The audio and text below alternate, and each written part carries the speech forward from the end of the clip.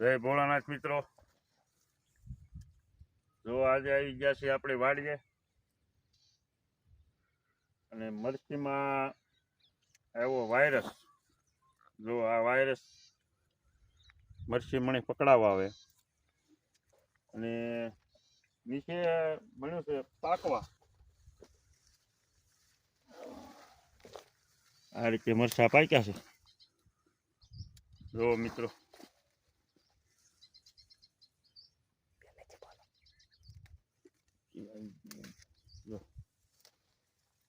વાહ વાહ, મરચા લાલ. વેરાયટી છે હાઈ ક્રોસ. આ ઉપરના મરચા છે, હેઠેના મરચા થોડાક લંબાઈ વાળા છે.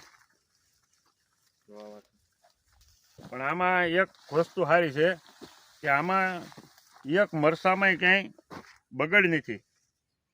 નકર અત્યારે જેટલી મરચી મેં જોઈ એ મરચીમાં ક્યાંય મરચું સારું પાકતું જ નથી. અને આપણે લીલા પેલા તોડી લીધા હતા ને એટલે આપણે એ પ્રશ્ન છે જ નહીં. પછી લોકોએ ફૂગ નાખશે કે બહુ સાટી છે કે ગમે અખતરા કર્યા, પણ ઓણ મરચું ડાગી વગરનું છે જ નહીં. આમ જુઓ, આવું મરચું નથી ક્યાંય પાકતું. આ રેવા ટાઈપનું મરચું થઈ જાય છે.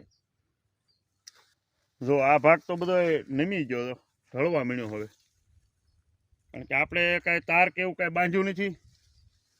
એટલે આ વસ્તુ બધી નમે એટલે સીધી જમીન જ પડે. ને ઉતારો તો આમાં આવી જાય, લીલા ઉતાર્યા તોય જુઓ આવા મરચા થાય ને નમી જાય બધી. જો મતલબમાં મરચા સારા છે.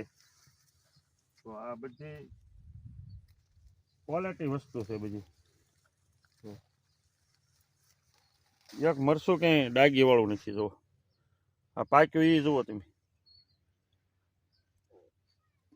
એ વેરાયટી હાઈક્રો સારી છે. અને વાયરસમાં છેલ્લે રહી છે બધા કરતા. અત્યારે વાયરસ આવ્યો છે અમારે, પણ હજી વાયરસ આવવાની તૈયારી જ છે. જુઓ આ તૈયારી છે આ વાયરસ આવવાની. આ 10 દિવસ પછી આખા ખેતરમાં વાયરસ આવી જાય. ક્યાંય તમને સારો છોડવો જ નહીં જોવા મળે. ગામે ગામે આખું ખેતર પકડાઈ જાય. અને એની કોઈ દવા લાગુ આમ નક્કર દવા નથી. અટકી જાય પણ એની કોઈ દવા નથી. પણ હવે આપણે છે ને, તો આ માલ પાક્યો છે ને એ નીચે આ બધો એ ઉતારી લેવાનો છે હવે, અને પાવડર કરીને ભેસવાનું છે. એમ મરચી વ્યવસ્થિત છે.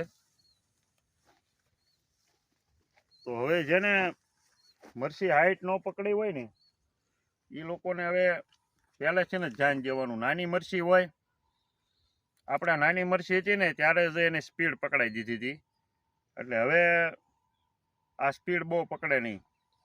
એટલે જે ખેડૂતો મરચી વાવે છે એને એક જ કહેવાનું છે કે શરૂઆતના દિવસોમાં જ મરચીને સીધી સ્પીડમાં ઉપાડી લેવાની. તે જ રોગ નહીં આવવા દેવાનું.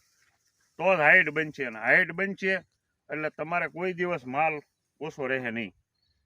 જેથી તમારે હાઈટ ન બની એટલે તેથી માલ એટલો બધો નહીં આવે. તો આ ત્રણ વીણી લીલાની ઉતારી પછી આ રીતે પાકવા મળ્યું છે. તો બીજા લોકોને અત્યારે જ પાકે છે. તો આપણે ખાલી દિવસ 15 લેટ થાય, 15-20 દિવસ. કારણ કે પહેલો ફાલ તો બધાને ફોરવર્ડ જ થયો છે. અને આ મીંડીનો પ્રશ્ન હવે ઓછો છે. જો આ છે ખરો, ગયો જ નથી. આખું વર્ષ મીંડીનો પ્રશ્ન ગયો જ નથી. જો અમારે આવું 4-5 એક છોડવે 2-3-4 જો આવા. એટલે મીંડીનો પ્રશ્ન તો ઠેઠ સુધી કે જો આવું આ નુકસાન વધારે છે મીંડીનું. ગોલ મીંડનો પ્રશ્ન વધારે છે. આ તો સમય જતા પછી આ રોગ છે ને વધવા મળે. આપણા વિસ્તારમાં મરચી વવાતી નથી એટલે ઓછો છે. પછી જ્યાં વવાય છે ને ત્યાં વધારે થતો ગયો છે. પણ આપણે તો હવે છે ને આ મરચા સામું ધ્યાન રાખવાનું છે. આ જે પાક્યા છે, જો આ મરચા પાક્યા જો આ રીતે. પણ મતલબમાં ડાગી નથી ને એ આપણા માટે સારું છે. અને હવે આને ડ્રીપ ઉપર લઈ લેવાની છે. હવે પિયત આપવું તો ડ્રીપ ઉપર, કારણ કે હવે પાટલામાં નમશે એટલે પાટલા બહુ ભેજવાળા કરાય નહીં. અને હવે વાતાવરણ ઠંડુ છે, આજ વરસાદના સાટા ખરે એવું વાતાવરણ થઈ ગયું છે, ધુમ્મસવાળું હાવ. એટલે આમાં રોગ જીવાતી વધશે, વાયરસનું પ્રમાણે વધશે. જો મિત્રો મરચાં ઉતારવાનું થઈ ગયું ચાલુ.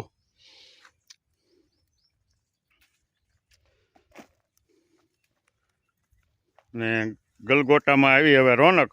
જો આપણે બોર્ડર કરી છે ફરતી ગલગોટાની.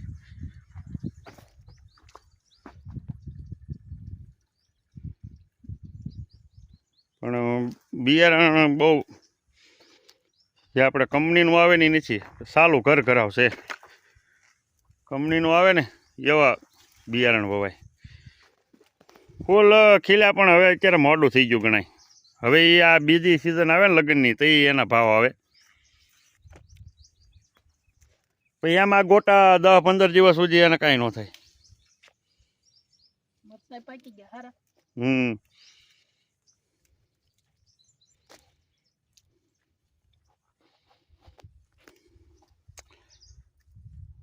બે 3 છોડવા ઉતારે એટલે ખબર પડી જાય કેટલાક ઉતરે એમ છે.